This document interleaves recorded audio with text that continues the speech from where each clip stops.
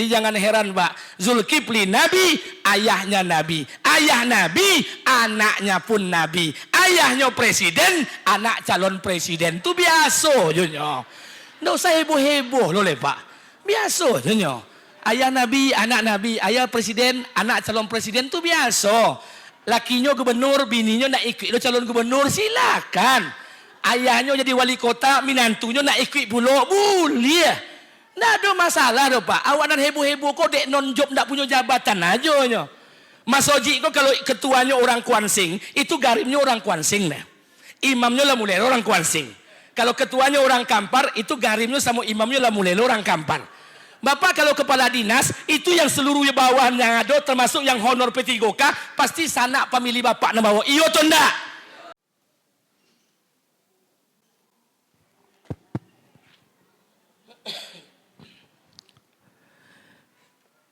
Bismillahirrahmanirrahim. Assalamualaikum warahmatullahi wabarakatuh.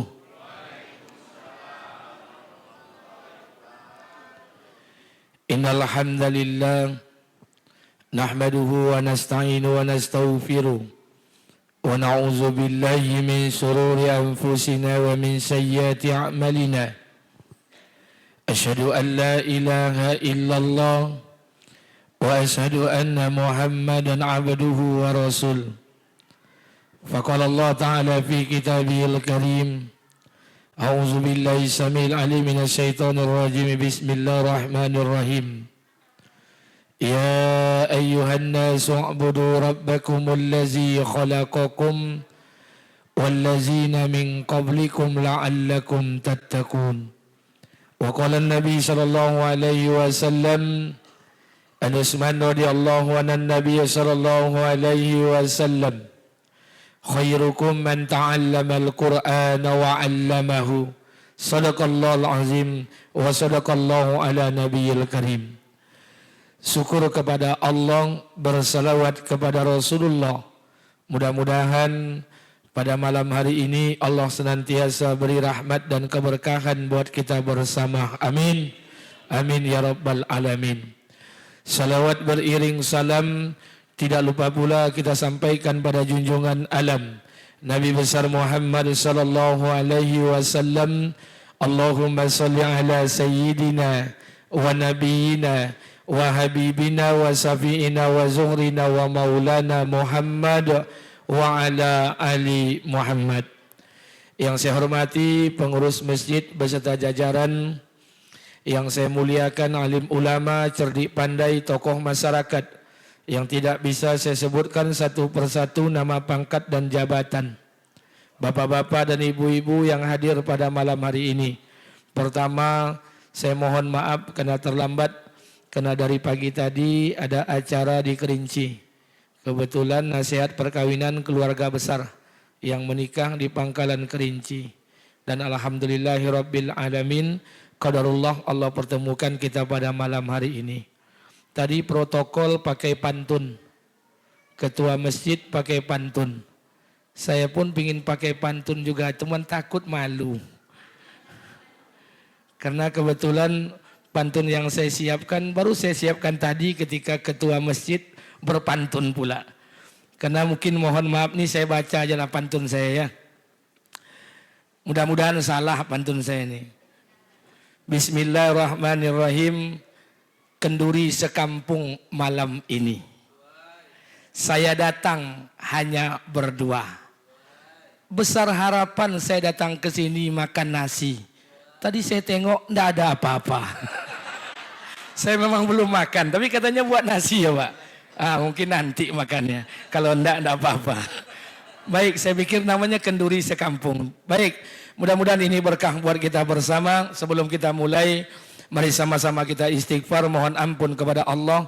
Semoga Allah hilangkan kita sifat ujub, takabur, hasad, iri, dengki, sifat sombong, bohong dan munafik dalam kehidupan ini. Astaghfirullahalazim allazi la ilaha illa wal hayyul qayyum wa atubu ilaih. Bapak Ibu yang dimuliakan Allah Subhanahu wa taala, dalam hitungan hari kita akan memasuki bulan suci Ramadan Yang lagi-lagi akan dikumandangkan Al-Baqarah 183. Bismillahirrahmanirrahim. Subhanallazi ya ayyuhallazina amanu kutiba alaikumusiyam kama kutiba alal ladzina min qablikum la'allakum tattaqun. Hai orang-orang yang beriman, diwajibkan atas kalian berpuasa sebagaimana diwajibkan atas orang-orang sebelum kalian. Allah tidak menggunakan kata kama kutiba alal ladzi untuk perkara solat. Allah tidak menggunakan kata kama kutiba alal ladzi untuk infak dan sedekah. Allah tidak menggunakan kata kama kutiba alal ladzi untuk ibadah haji dan umrah. Tapi Allah menggunakan kata kama kutiba alal ladzi khusus untuk ayat berpuasa. Ini seolah-olah Allah ingin nak menggambarkan kepada kita bahwa puasa yang kita kerjakan nantinya bukan kita saja yang berpuasa, tapi orang-orang dahulu diwajibkan atas mereka berpuasa, dan para nabi-nabi terdahulu pun mereka juga berpuasa. Adam alaihissalam berpuasa. Kapan Nabi Adam berpuasa? Puasa Nabi Adam 3 hari pada bulan terang, 3 hari pada bulan gelap. 3 hari pada bulan terang tanggal 13, 14, 15 yang kita namakan dengan Ayyamul Bid, itu puasa Nabi Adam alaihissalam. Puasa pada bulan gelap tanggal 28, 29, 30 dinamakan dengan puasa Ayyamul Sud. Idris alaihissalam berpuasa. Berapa lama Idris berpuasa? 40 hari 40 malam. Nuh alaihissalam berpuasa. Walaqad arsalna Nuhan ila qaumihi falabitha fihim alfa sanatin illa khamsina amah. Kami turunkan Nuh alaihissalam kepada kaumnya. Berapa lama? 1000 tahun dikurang 50 tahun, 950 tahun. Berdakwah kepada kaumnya laila wan nahara, siang dan malam. Sampai pada batasnya Nabi Nuh berdoa, la tazar alal ardi minal kafirina dayyarah. Ya Allah, jangan kau biarkan satu orang kafir pun tinggal di muka bumi ini. Maka doa Nabi Nuh dikabulkan Allah. Sebelum Allah turunkan bencana banjir, Allah perintahkan Nabi Nuh untuk membuat kapal yang sangat besar, bahtera yang sangat besar. Berapa lama? Selama membuat kapal itu, Nabi Nuh diperintahkan untuk berpuasa. Berapa lama? 365 hari 1 tahun. Musa alaihissalam berpuasa. Kapan puasa Nabi Musa? Ketika mengambil Taurat di semenanjung Sinai, di bukit Tur Sina. Allah perintahkan Nabi Musa puasa 30 hari, kemudian disempurnakan 10 hari menjadi 40 hari. Daud alaihissalam berpuasa, sehari puasa, sehari tidak, sehari puasa, sehari tidak. Bahkan kata Nabi, puasa yang paling dicintai Allah adalah puasanya Daud. Dan solat malam yang paling dicintai Allah adalah solatnya Daud alaihissalam. Itu artinya puasa yang kita kerjakan ini dahulu dikerjakan oleh orang-orang terdahulu. Lantas bagaimana kita menghadapi Ramadan yang sebentar lagi akan kita temui, Ramadan yang sebentar lagi akan kita jumpai?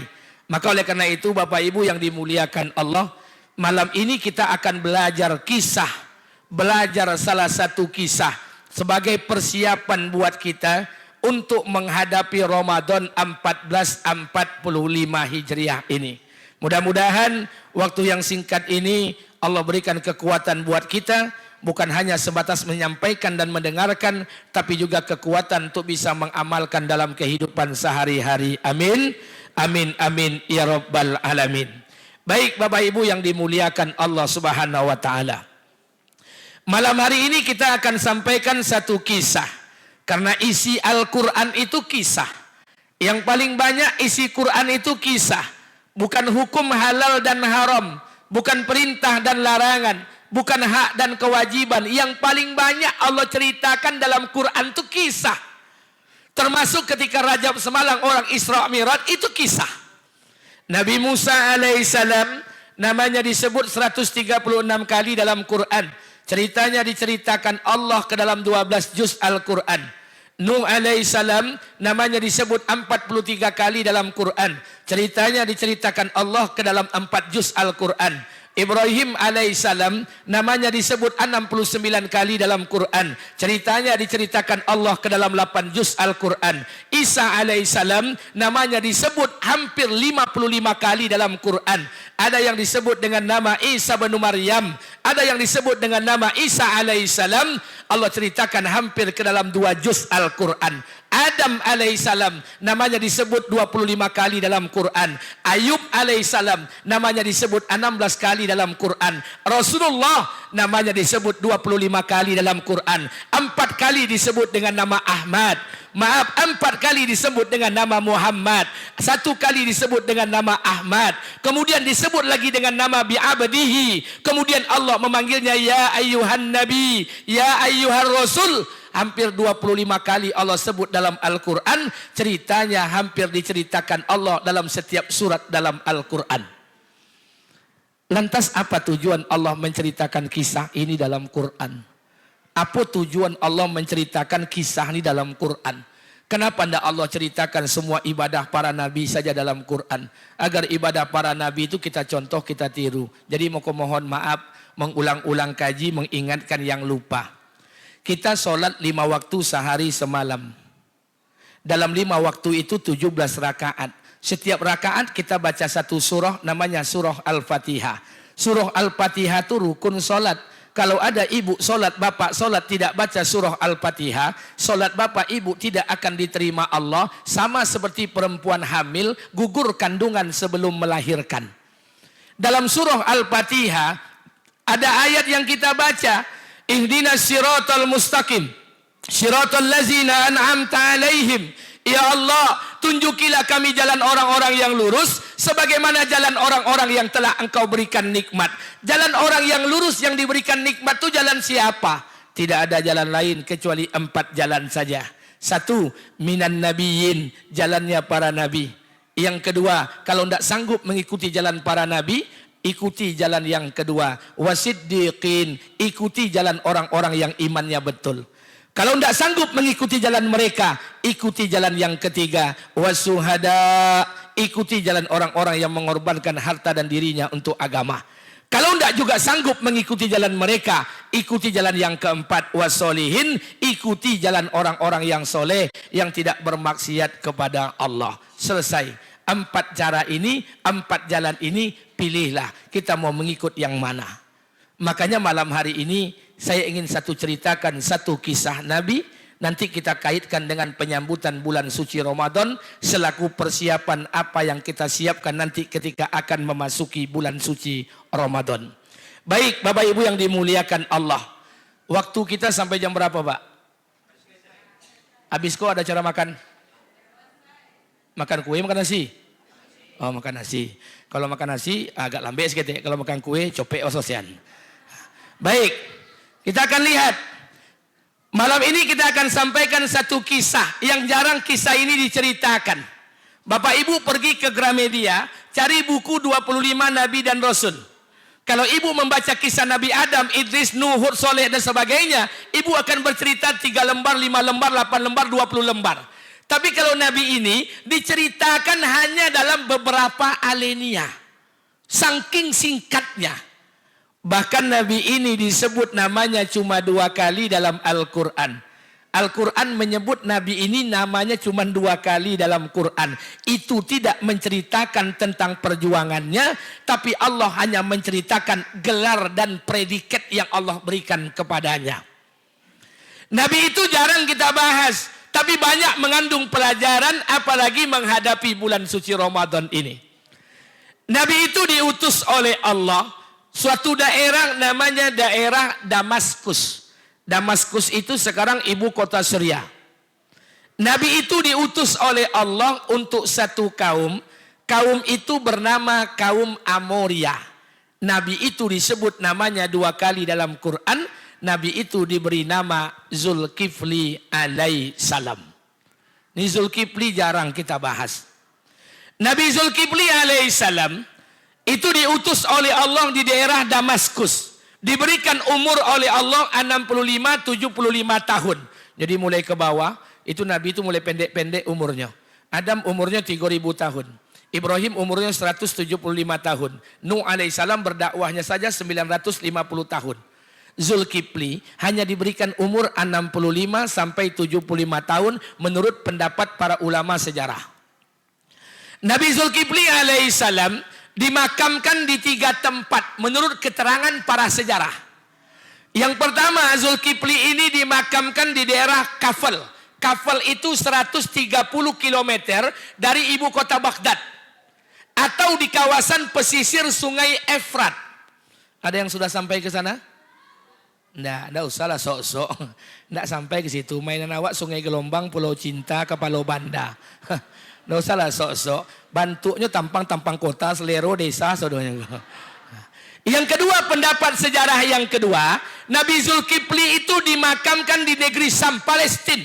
Di tempat orang berkecamuk sekarang. Yang ketiga, pendapat yang ketiga, Nabi Zulkifli dimakamkan di daerah Syria.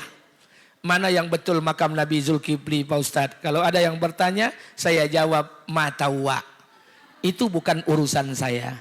Karena jangankan makam para nabi, makam para ulama saja kita sulit untuk memastikannya. Contoh, makam Syekh Burhanuddin. Tunjukkan dengan saya. Di Kuntu ada Syekh Burhanuddin. Di Ulakan Pariaman lah sampai yang bawa ke situ ada jo makam Syekh Burhanuddin. Di Kota Lamo Pasir Pangarayan, pasar tu jalan di belah dua, ada lo makam Syekh Burhanuddin. Yang mana makam aslinya? Yang Syekh Burhanuddin yang paling tua di Kuntu. Yang Syekh Burhanuddin yang di Ulakan Pariaman itu sejarahnya murid daripada Syekh Abdul Raub Al-Singkili Al-Fansuri, ulama besar kerajaan Narasinga II, wilayahnya termasuk Indragiri, Kuantan Singingi, ulama besar dari negeri Pasai, murid daripada Ahmad Kusasi dan Kunani. Ulama Pasai itu punya murid namanya Abdul Raub Al-Singkili Al-Fansuri, menjadi penasehat utama ulama di kerajaan Narasinga II, yang mazhabnya Syafi'i, tariqahnya Sataria, mengajarkan Islam di wilayah Indragiri sampai wilayah Kuantan Singingi. Punya murid 2 orang. Salah satunya Muhammad Abdullah Al-Patani, dikirim ke Thailand. Satu lagi namanya Syekh Abdul Rahman, satu lagi namanya Syekh Burhanuddin, dikirim ke Ulakan. Makanya Bapak Ibu kalau ke Kuansing, kalau ke Taluk Kuantan, masuk kota Taluk, di sebelah kiri ada gedung namanya Gedung Abdul Raub, itu diambil daripada Abdul Raub Al-Singkili Al-Fansuri, ulama besar kerajaan Narasinga II. Lantas yang Syekh Burhanuddin di Kota Lamo siapa lo tuh? Jadi tidak bisa kita pastikan. Karena Bapak Ibu kalau berangkat umroh, ini Ka'bah. Di samping Ka'bah ada makom Ibrahim. Apakah makom Ibrahim itu kuburan Ibrahim? Tidak. Dulu ketika Ibrahim diperintahkan oleh Allah, wa iz yarfa'u Ibrahimul qawaid minal baiti wa Ismail. Ketika Allah perintahkan Ibrahim untuk meninggikan qawaid, pondasi-pondasi Ka'bah bersama Ismail, maka ketika Ibrahim memulai pengerjaan itu, tapak kakinya itu dikatakan makom Ibrahim. Jadi makom itu tidak selamanya kuburan. Baik, selesai perdebatan. Zulkifli diutus oleh Allah bukan untuk Bani Israel. Jadi ada nabi yang diutus oleh Allah untuk Bani Israel. Di antara 25 nabi dan rasul yang wajib diimani, ada 13 nabi yang diutus oleh Allah untuk Bani Israel. Kalau Zulkifli bukan untuk Bani Israel. Kenapa? Karena Nabi Zulkifli jalurnya ke sebelah kanan, Bani Israel jalurnya ke sebelah kiri. Dari mana datangnya kanan kiri Pak Ustadz? Kita lihat, kita ulang sejarah. Nabi Adam itu punya anak 40 orang.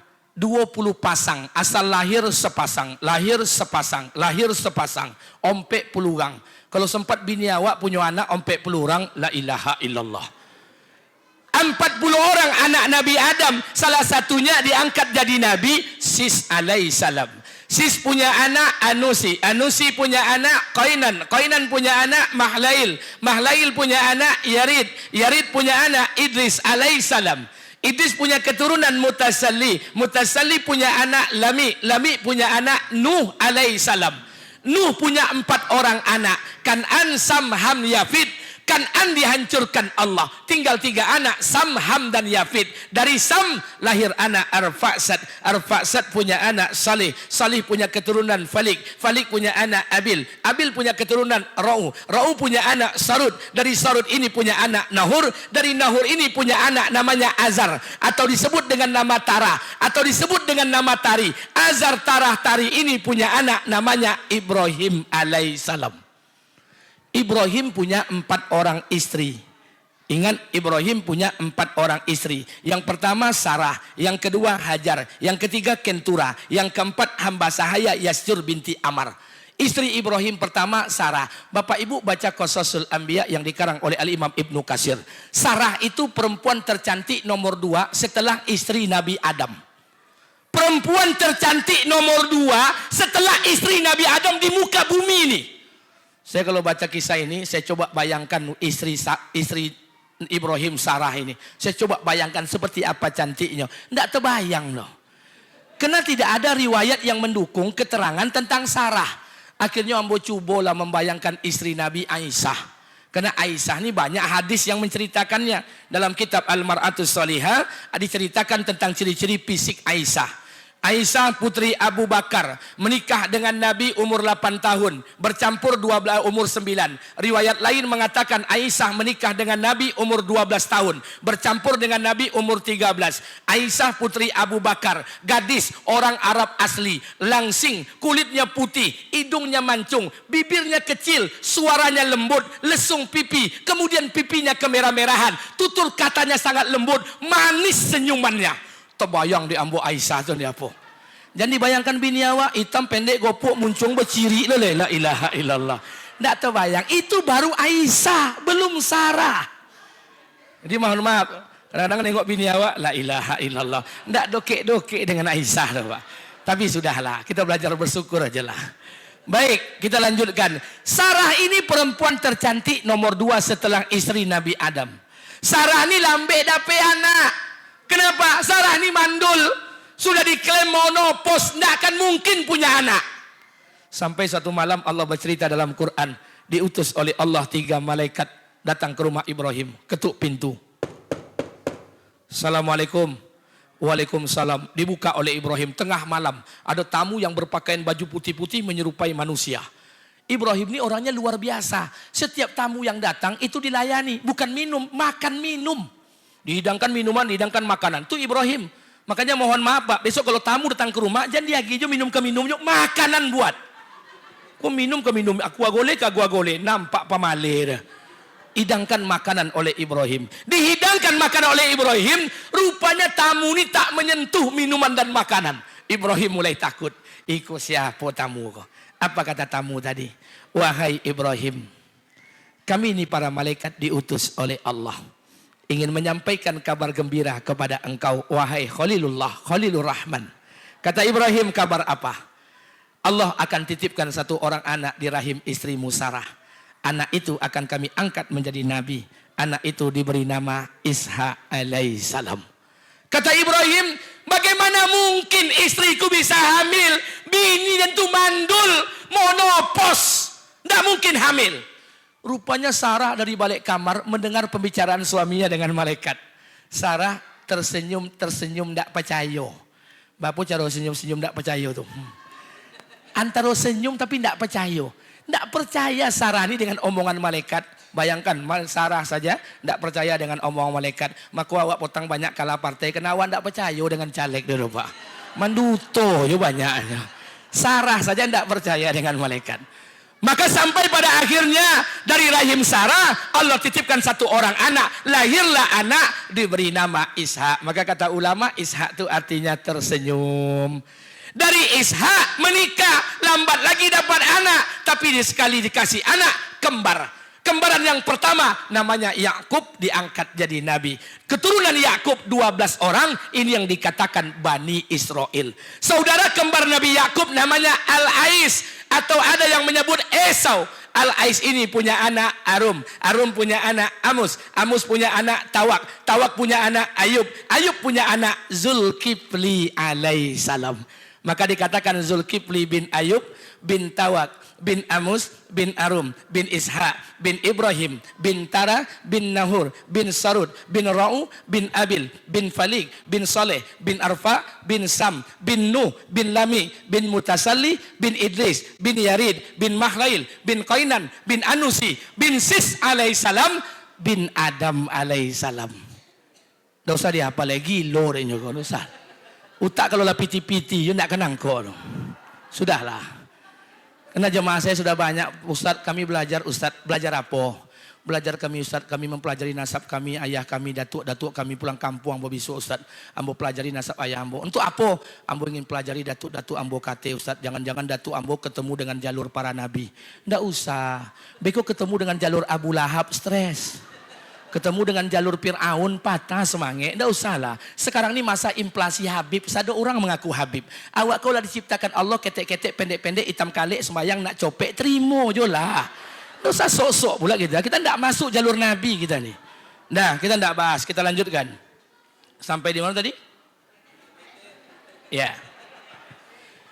Nabi Zulkifli alaihissalam adalah Nabi yang namanya disebut oleh Allah 2 kali dalam Al-Quran.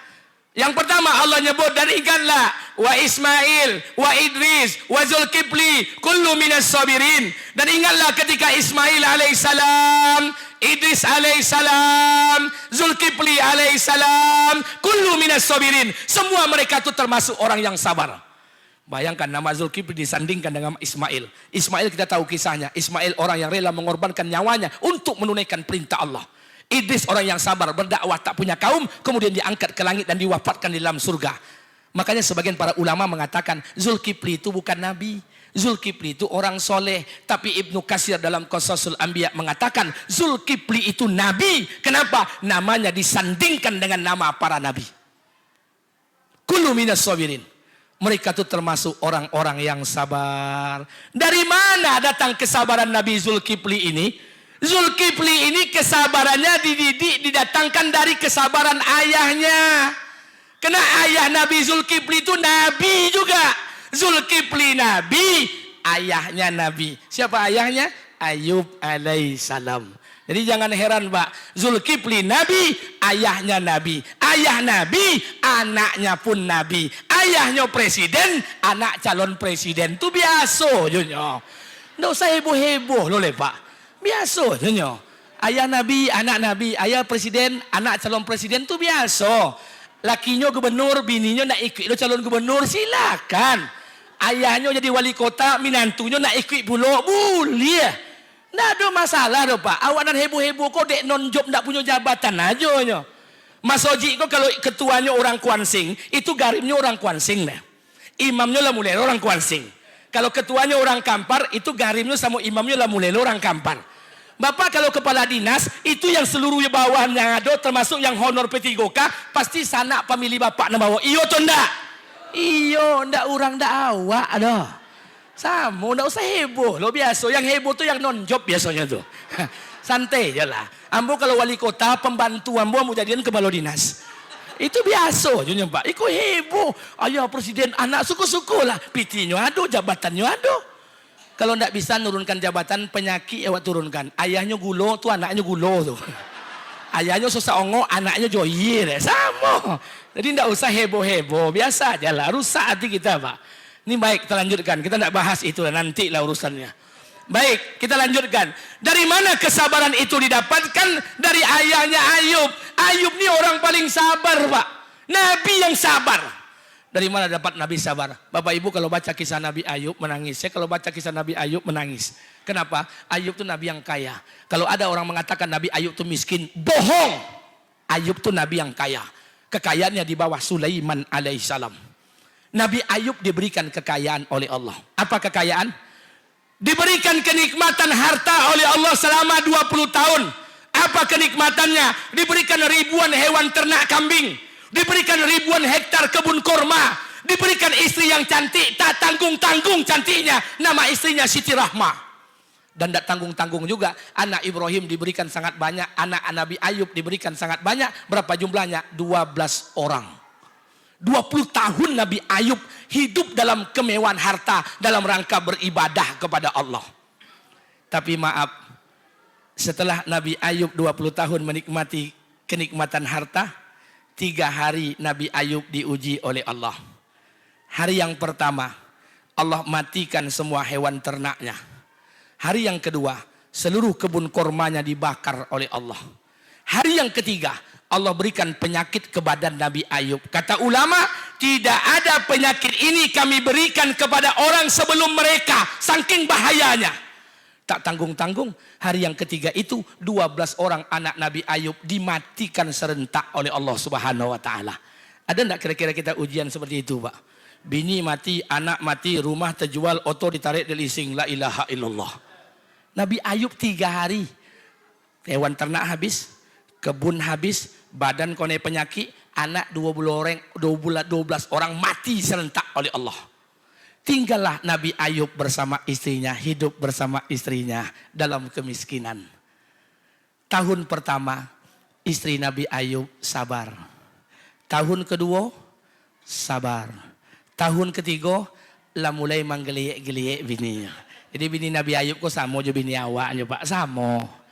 Kalau awak kini pegawai punya TPP, punya tukin, punya sertifikasi, punya remun, tu bini sayang kawak wajar tu, Pak. Karena awak punya gaji masih boleh, ada tukin, ada TPP, ada sertifikasi, ada remun. Kalau ada, Pak, sertifikasi ambo masih duit, tukin masih ada, gaji masih penuh. Terus bini ndak sayang kawak, ndak bau tak bini awak. Tapi kecil orang kampung ambo, kalau nak tontu bini elok ndak elok, samo jo ome. Ome ko nak tontu nyo asli ome, bapanggang dulu. Kalau nyo tetap kuning, itu namanya omeh. Kalau berubah warna putih, itu namanya bosi. Kalau bini awak sedang bapiti, sayang tu wajar, Pak. Tapi kalau nak tontu bini ko asli sayang kawak, tengok ketika awak ndak bapiti, Pak. Makanya mohon maaf, kalau saya pesta, itu biasanya di tempat pesta saya 3 jam lamanya. Bukan makan, ndak, menengok-nengok tamu nanti, bong. Ambo suka menengok tamu-tamu datang suka. Tapi apalagi tamu yang tua-tua. Lah 60, 50, 70. Berjalan laki bini ke pesta tu suka ambo. Jadi kalau ada tamu undangan pesta ambo tengok. Umur 60, 70 laki bini. Masih bergandengan tangan nyampai ke pesta sama bininya. Tu tandanya gaji lakinya masih penuh di Bang Riau. Tapi kalau lah dulu lakinya di muka, bininya di belakang. Tu lah banyak kan dipotong di Bang Riau. Jadi makanya mohon maaf sama. Inilah yang dilakukan Nabi Ayub. 20 tahun Nabi Ayub diberikan nikmat. 3 hari diuji. Tahun pertama sabar. Tahun kedua sabar. Tahun ketiga istrinya berkata. Apa kata bini Nabi Ayub? Beb. Manggil beb yuk. Bukan awak aja manggil beb. Kata istri Nabi Ayub. Bang. Engkau kan Nabi, Bang. Iyo. Mintalah ke Allah, Bang. Angkatlah tangan, Bang. Kalau Allah tak kembalikan hewan ternak kita, tidak apa-apa, Bang. Kalau Allah tak kembalikan kebun kurma kita, tidak apa-apa. Kalau Allah tak kembalikan anak kita yang 12 orang mati, tidak apa-apa, Bang. Tapi mintalah ke Allah agar Allah sembuhkan penyakit di badan abang nih, Bang. Mintalah, Bang. Apa kata Nabi Ayub? Wahai istriku, berapa lama Allah berikan nikmat kepada kita? 20 tahun, Bang. Berapa lama Allah uji kita dalam kemiskinan? Baru 3 tahun, Bang. Kata Nabi Ayub, istriku, aku malu mengangkat tangan kepada Allah. 20 tahun aku diberikan nikmat. Baru 3 tahun aku diuji dengan kesusahan.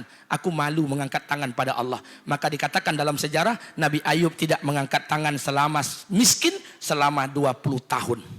Malu Nabi Ayub mengangkat tangan. 20 tahun diberikan nikmat. 3 tahun baru diuji. Malu Nabi Ayub mengangkat tangan. Setelah 20 tahun Nabi Ayub mengangkat tangan kepada Allah. Apa yang Allah berikan? Allah kembalikan semua yang hilang. Semua hewan ternaknya dikembalikan Allah. Semua kebun-kebunnya dikembalikan Allah. Semua badan-badan yang terkena penyakit disembuhkan oleh Allah. Yang lebih hebat lagi, 12 orang anak yang dimatikan oleh Allah dilahirkan kembali dari rahim istrinya. Anak itu 2 kali lipat, 20 ompek orang. Salah satunya adalah Zulkifli alaihissalam. Ini pelajaran buat kita, Pak. Tidak sama juga awak. Awak jadi pegawai pejabat lah 65 tahun, sehat, banyak piti. Baru setahun kau pensiun, pinggang lah sakit, mengeluh je duit kau. Nabi Ayub malu mengangkat tangan kepada Allah. Diukurnya nikmat dengan ujian. Sudah sama nak nikmat dengan ujian. Baru Nabi Ayub mengangkat tangan kepada Allah. Kesabaran Ayub inilah yang diturunkan oleh ayahnya itu kepada anaknya. Zulkifli alaihissalam. Kullu minas sabirin. Mereka termasuk orang yang sabar. Jadi sabar ini perlu kita siapkan untuk menghadapi Ramadan. Sabar dalam berbagai macam keadaan. Kata Imam Asy-Syafi'i, Rasulullah Sallallahu Alaihi Wasallam juga mengatakan, sabar itu ada 3 jenis. Jadi maaf, sabar itu 3 jenis. Sabar yang pertama namanya as-sabru ala musibah. Sabar terhadap musibah yang Allah berikan. Apa itu musibah? Musibah adalah segala sesuatu yang datang kepada insan yang menyebabkan rasa sedih, tetesan air mata. Itu namanya musibah. Bukankah musibah ini sama-sama ujian, Ustadz? Ya. Bukankah kaya ujian? Bukankah miskin ujian? Ya. Tapi kenapa orang tak menyandarkan musibah ini kepada kekayaan?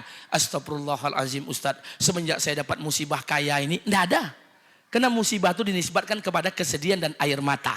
Maka iza asaba min musibatin illa biiznillah. Tidak ada satupun musibah, semuanya musibah itu datang dari Allah. Makanya mohon maaf kalau terjadi musibah, datang musibah kepada kita, sesuatu yang membuat kita sedih dan tetesan air mata. Langkah pertama, lihat Quran. Apa kata Allah? Wasta'inu bisobri wassalah. Mintalah pertolongan. Kata Allah, kalau kalian punya musibah, punya masalah, punya kesulitan, wasta'inu, mintalah tolong. Dengan apa? Bukan ke masjid, bukan baca Quran. Wasta'inu bisobri. Maka langkah pertama, sabar. Baru wassalah, baru bersegeralah mendirikan solat, mendekat pada rahmat Allah. Maka yang pertama, as-sabru ala musibah, sabar terhadap musibah.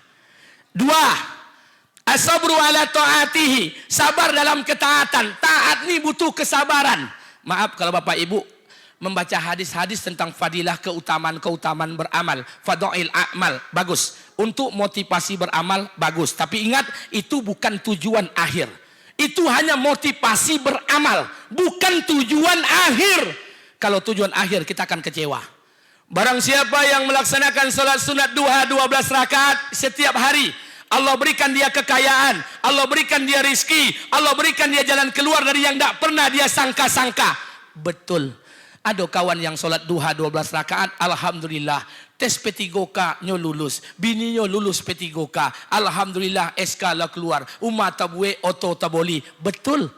Tapi ada lo kawan yang salat sunat duha 12 rakaat lah dokek 3 tahun, umat tagadai oto ditarik di leasing, anak mati idui payah.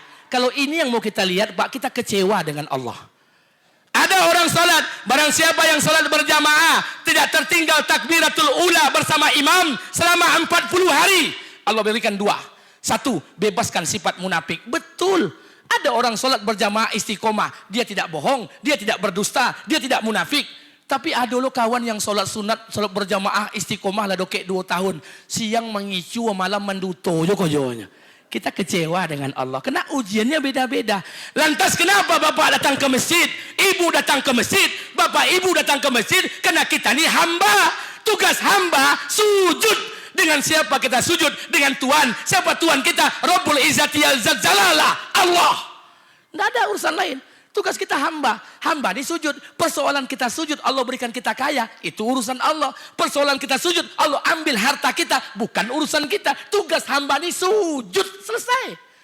Nggak usah banyak cerita, Pak.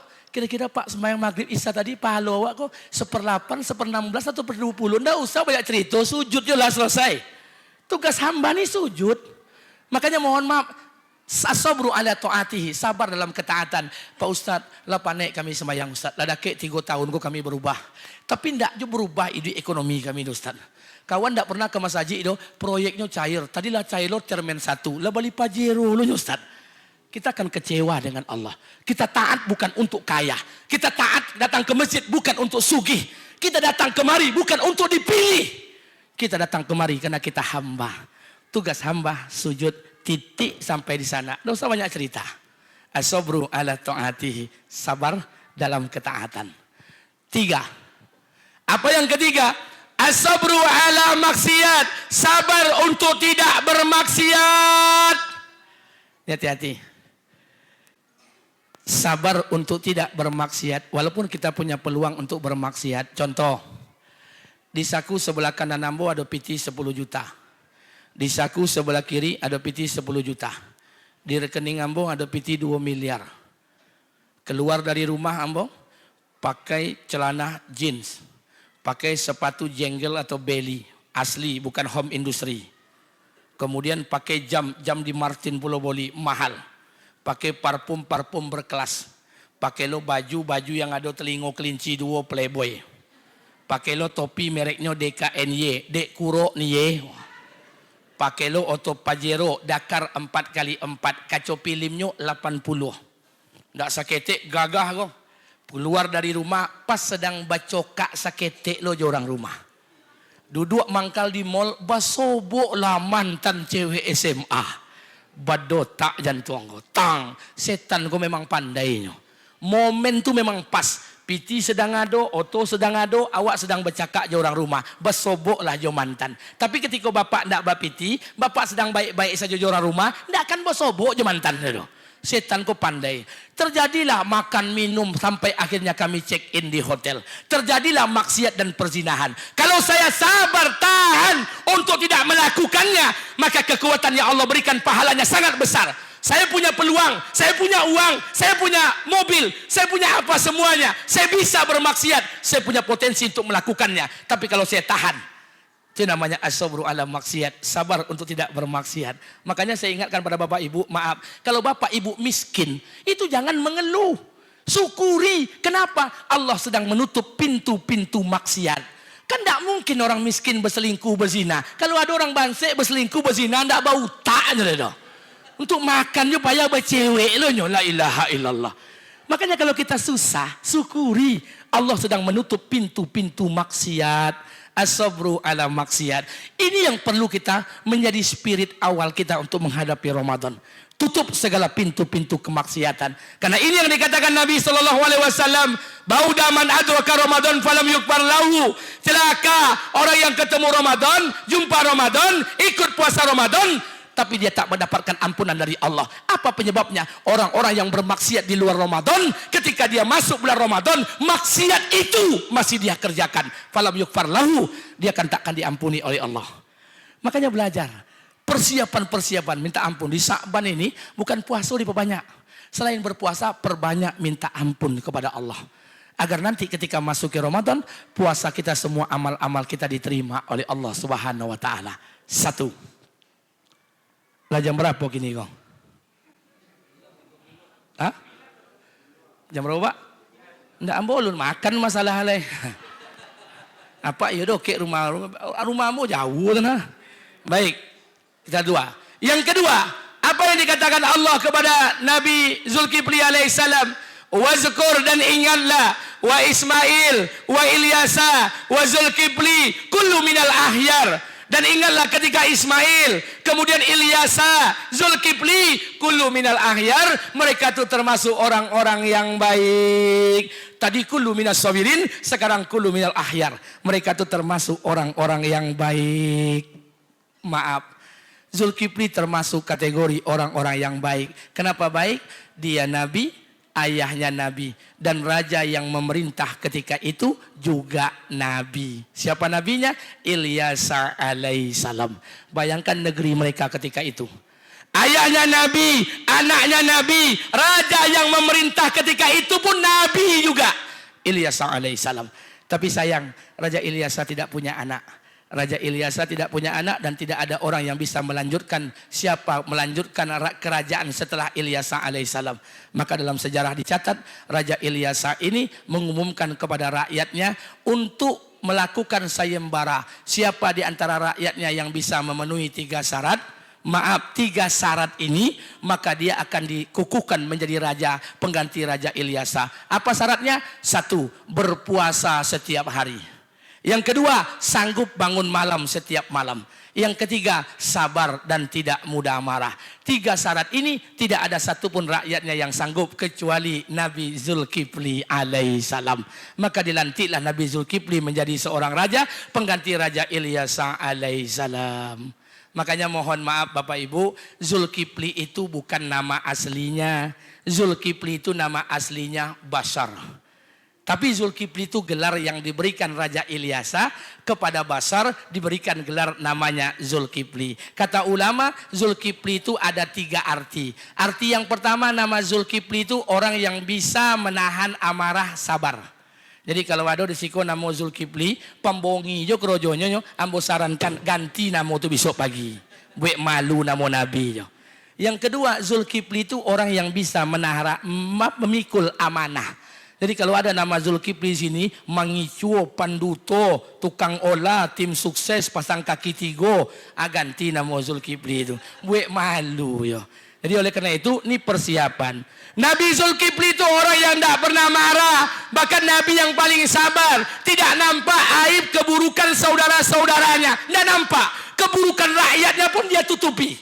Itu yang Nabi Zulkifli. Dan kita belajar pula menjelang Ramadan nih Pak. Tutup segala keburukan-keburukan saudara kita. Tidak ada lagi kontestasi politik telah selesai.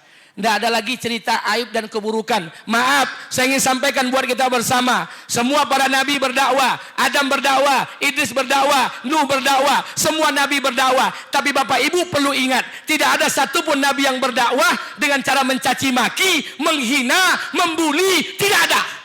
Tunjukkan dengan saya. Kalau Bapak undang Ustadz dari Jakarta, ceramah di mimbar ini, kemudian di mimbar ini dia mencaci maki, menghina, tanyakan dengan Ustadz itu, dia tuh umat nabi atau tidak. Tidak ada dakwah Nabi yang cara mencaci maki, Pak. Ibrahim berdakwah dengan Namrud, lemah lembut. Musa Harun berdakwah dengan Fir'aun, lemah lembut. Tunjukkan dengan saya. Kelembutan itu turun kepada Rasulullah. Anitum harisun alaikum bil mu'minin raufur rahim. Nabi kita tuh orang yang berlemah lembut. Jadi tidak ada lagi cacian, tidak ada lagi makian, tidak ada lagi hinaan. Kenapa? Karena Nabi kita buat warning. Iza azamat ummatid dunya nuzi'at minha haibatul Islam. Apabila umatku sudah mengagung-agungkan dunia, tercabutlah kehebatan Islam. Wa iza tarakatil amru bil ma'rufi wa nahyi 'anil munkar, hurrimat barakatil wahyi. Kalau umatku meninggalkan amar ma'ruf nahi munkar, diharamkan atas mereka keberkahan wahyu.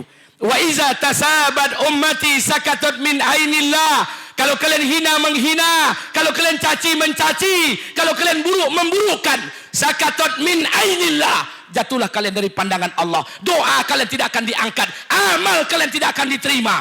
Apa bedanya kita dengan mereka? Sudahlah. Mau 01, 02, 03 jadi presiden. Mereka putra terbaik bangsa. Selesai. Nggak usah. Pak Ustadz di TPS kami menang nomor 1. Kenapa yang nomor 2 Wowo jadi presiden? Nggak usah sibuk-sibuk. Nah. Nggak usah dipikirkan politik negeri. Pak, kalau gotong royong ke masjid tidak pernah muncul tampang hidung kalian dan sosok aja. Kok kadang-kadang kita lucu Pak. Makanya saya baca WA teman saya. Asik. Apa katanya? Presiden mau 01 kah? Mau 02 kah? Mau 03. Asal kalian tidak bakarajo. Sampai Firaun tajago. Kalian tetap tidak bapiti. Loh iyo. Bulur sebian. Jadi kita tidak usah. Biasa sajalah. Kontestasi sudah usai. Kita lihat nanti apa yang terbaik menurut Allah. Tugas kita hari ini, dekatkan diri kita dengan Allah. Mudah-mudahan kedekatan ini Allah berikan hadiah kita pemimpin yang terbaik di negeri kita yang tercinta ini. Amin. Amin ya Rabbal Alamin. Karena kita tak pernah tahu di mana Allah meletakkan ridhonya di amal kita yang mana. Kita tak pernah tahu apa hasil akhir kehidupan kita. Maaf, kita tidak boleh menjudge orang. Tidak boleh menjadi hakim untuk menghakimi amalan orang. Maaf, Bapak Ibu hari ini ke masjid. Hari ini kita sholat, tapi maaf, nanti boleh jadi setahun depan. Sebelum Allah cabut nyawa kita, Allah cabut taufik dan hidayah dalam kehidupan kita, Allah matikan kita dalam keadaan su'ul khotimah. Siapa yang menyangka? Hari ini saudara kita yang belum ke masjid, yang belum sholat, masih minum, masih berzina. Maaf, sebelum ajal menjemput mereka, boleh jadi Allah berikan mereka taufik dan hidayah. Allah wafatkan mereka dalam keadaan husnul khotimah. Siapa yang tahu? Tidak ada yang tahu. Musuh Nabi, Walid bin Mughirah al-Ma'zumi, menghina Nabi habis-habisan. Apa katanya? Ya Muhammad, tidak adakah orang yang lebih baik lagi yang dipilih oleh Allah selain engkau? Engkau ini miskin. Mestinya Nabi itu aku, kata Walid bin Mughirah. Dihinanya Nabi. Apakah Nabi balas mencacinya? Tidak. Apakah Nabi balas menghinanya? Tidak. Apa kata Nabi? Biarkan saja. Hari ini Walid bin Mughirah tak beriman kepada Allah. Suatu saat nanti dari keturunannya akan lahir orang beriman kepada Allah. Betullah doa Nabi dari rahim istri Walid bin Mughirah. Allah lahirkan satu orang anak beriman kepada Allah. Anak itu diberi nama Khalid bin Walid, beriman pada Allah. Abu Jahal, orang yang menyakiti Nabi hari-hari. Apakah Nabi balas menyakitinya? Tidak. Apakah Nabi balas menghinanya? Tidak. Nabi hanya berdoa, mudah-mudahan dari keturunan Abu Jahal lahirlah orang beriman kepada Allah. Betullah doa Nabi dari rahim istri Abu Jahal, Allah lahirkan satu orang anak beriman kepada Allah. Anak itu diberi nama Ikrimah bin Abu Jahal. Siapa yang menyangka? Jadi tidak boleh kita menjas orang, Pak. Tidak boleh kita menjadi hakim untuk menghakimi amalan orang. Berbuatlah kebaikan tanpa merasa menjadi orang yang paling baik di kehidupan dunia. Iblis laknatullah alaih. Kalau seandainya dia bacakan nasab Nabi, mulai zaman Nabi Adam sampai Nabi Muhammad, iblis di luar kepala. Kenapa? Iblis menyaksikan setiap kelahiran para nabi. Iblis kalau disuruh menghafal Quran, jangan khawatir. Kalau ada anak kita hari ini hafal Quran, jangan sombong. Iblis hafal Quran, hafal Taurat, hafal Zabur, hafal Injil, hafal Suhuf. Bahkan iblis mengetahui asbabun nuzul, sebab ayat itu diturunkan. Kenapa? Iblis menyaksikan setiap kitab suci yang diturunkan. Tapi kenapa iblis tidak menjadi kekasih Allah? Kenapa iblis tidak dicintai Allah?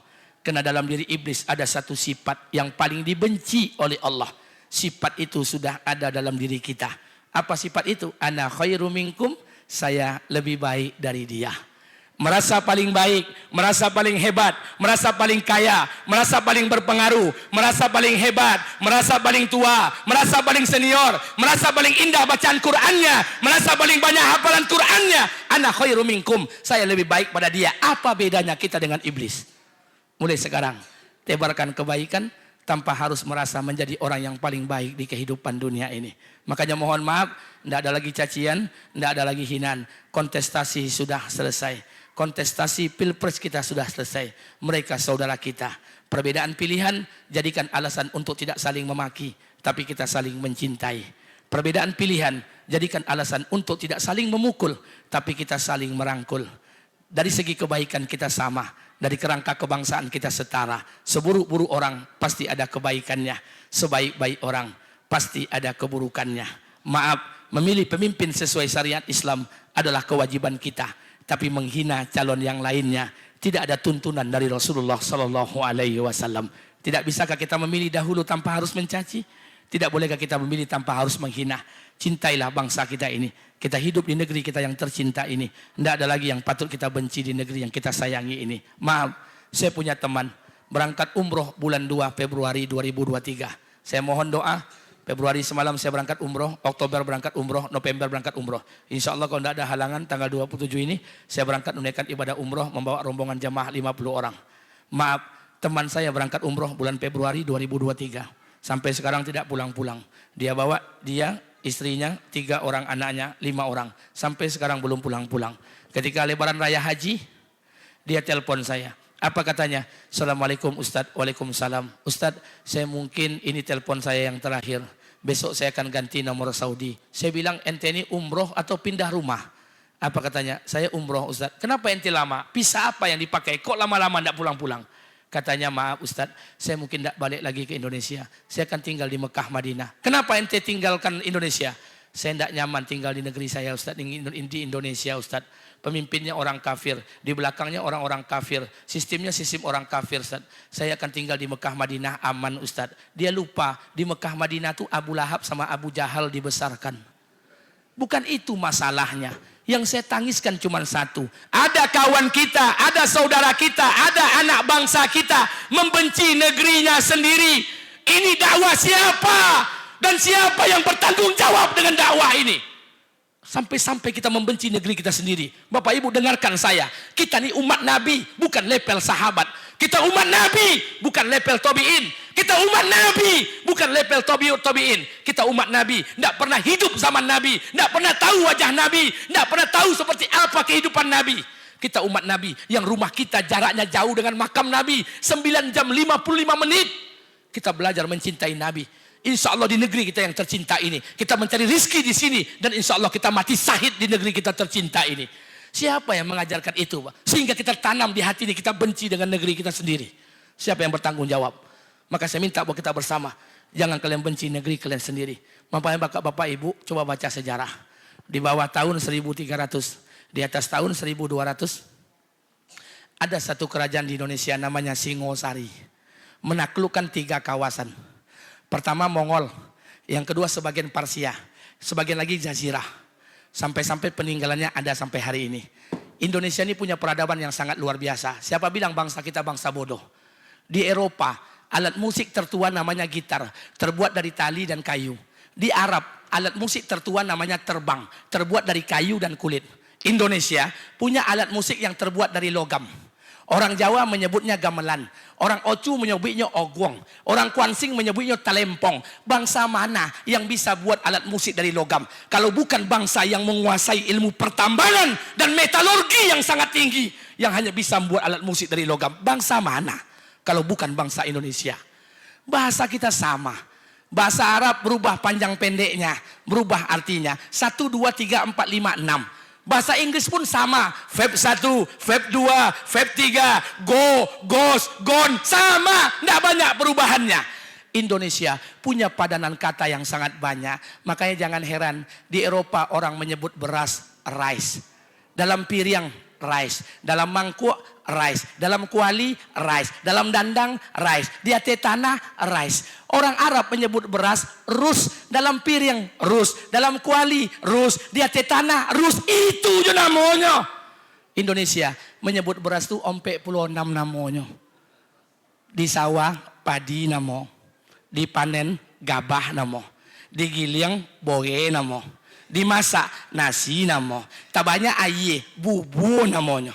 Masuk plastik lontong namo, masuk daun kelapa katupe namanya. Tagodang api angui korak namo. Bahasa gak ketek rima namanya. Bangsa mana yang bilang bangsa kita ini bangsa bodoh? Orang bodoh yang berani menghina negerinya tercinta ini. Maka saya minta begitu sama, jangan kalian benci negeri kalian ini. Karena kita tinggal di sini, mencari nafkah di negeri kita. Dan insya Allah kita akan mati syahid di negeri kita tercinta ini. Makanya mohon maaf, saya malu kalau saya bandingkan negeri kita dengan negara Amerika. Pak, baca sejarah Amerika. Amerika tuh 3 kali perang dengan Vietnam, tak pernah menang. Amerika tuh kalah perang dengan Vietnam. Tapi orang Amerika sadar, dia tidak ingin kekalahan perang ini diketahui oleh anak-anak keturunannya. Maka ditutupnya sejarah itu, dimunculkanlah film Rambo 1, Rambo 2, Rambo 3 sampai Rambo 6. Begitu orang menjaga aib negerinya, Pak. Tidak sama jawab bongak. Negeri kita pun kita ceritakan aibnya. Tutupi aib negeri kita ini. Insya Allah mudah-mudahan dengan diri kita ini baik di hadapan Allah. Allah berikanlah generasi terbaik dan pemimpin yang terbaik di negeri kita yang tercinta ini. Amin. Amin. Amin. Ya Rabbal Alamin. Ini mungkin yang dapat saya sampaikan buat kita bersama. Terakhir sebelum saya tutup. Merasa soleh adalah sebuah kesalahan. Merasa salah adalah hakikat sebuah kesolehan. Baik menjadi orang penting.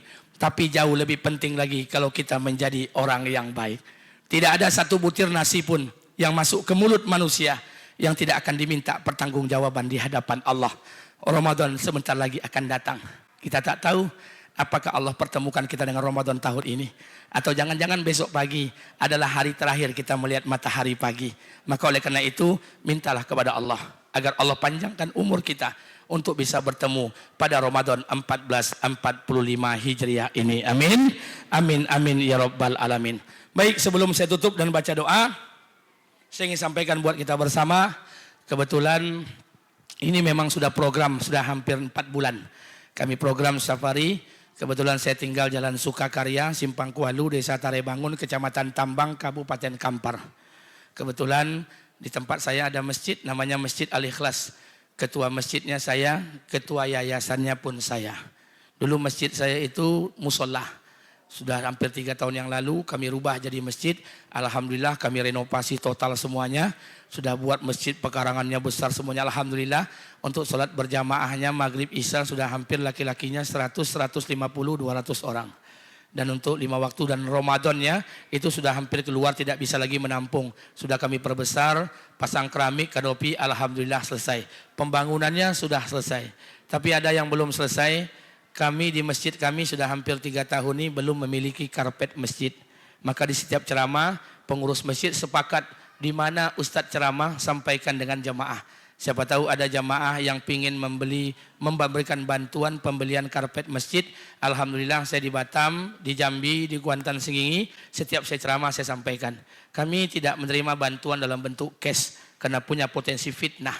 Kalau ingin membantu silakan transfer ke rekening masjid kami. Biasanya kami akan siapkan transfer ke Samad Karpet 350 sampai 400 ribu per meter. Baru dapat lebih kurang sekitar 180 meter.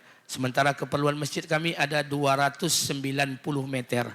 Jadi ada beberapa meter yang belum tercukupi bagi Bapak Ibu yang punya kelebihan harta untuk bisa berimpak membantu pembelian karpet masjid kami. Nanti dari pengurus masjid akan memberikan secari kertas nomor rekening masjid untuk bisa ditransfer ke rekening masjid. Terserah mau Rp1.000, Rp2.000, Rp10.000, Rp20.000 silahkan. Kemudian kami tidak bisa menerima uang cash. Maaf, kami tidak bisa menerima uang cash. Yang bagi yang belum punya anggaran dan dana, mohon doa. Mudah-mudahan sebelum puasa ini karpet masjid kami tersedia. Amin, amin, amin ya rabbal alamin. Ini mungkin yang dapat saya sampaikan pada malam hari ini. Lebih dan kurang saya mohon maaf. Sebelum saya tutup, mari sama-sama kita baca doa sebentar. Mudah-mudahan doa kita dikabul dan ijabah oleh Allah Subhanahu wa taala. Astaghfirullahalazim allazi la ilaha illa wal hayyul qayyum wa atubu ilaih. A'udzubillahi minasyaitonirrajim. Bismillahirrahmanirrahim. Alhamdulillahirabbil alamin. Wassalatu wassalamu ala asrofil anbiya'il mursalin wa ala alihi washabihi rasulillahi ajmain. Allahumma ighfir lana dzunubana wa liwalidayna warhamhuma kama rabbayana shaghira wa li jamil muslimina wal muslimat wal mu'minina wal mu'minat al ahya'i minhu wal amwat innaka samiul qaribul mujibud da'wat. Amin ya Allah ya qadiyal hajat. Rabbana zalamna anfusana wa illam taghfir lana wa tarhamna lanakunanna minal khasirin. Allahumma ihdinas siratal mustaqim. Allahumma ihdinas siratal mustaqim. Allahumma ihdinas siratal mustaqim. Siratal ladzina an'amta 'alaihim minan nabiyyin wasiddiqin wasuhada'i wassolihin. Rabbana atina fid dunya hasanah wa fil akhirati hasanah wa qina azabannar. Subhana rabbika rabbil izzati amma yasifun. Wassalamun alal mursalin. Walhamdulillahi rabbil alamin. Lebih dan kurang saya mohon maaf. Subhanakallahumma bihamdika asyhadu an la ilaha illa anta astaghfiruka wa atubu ilaih. Assalamualaikum warahmatullahi wabarakatuh.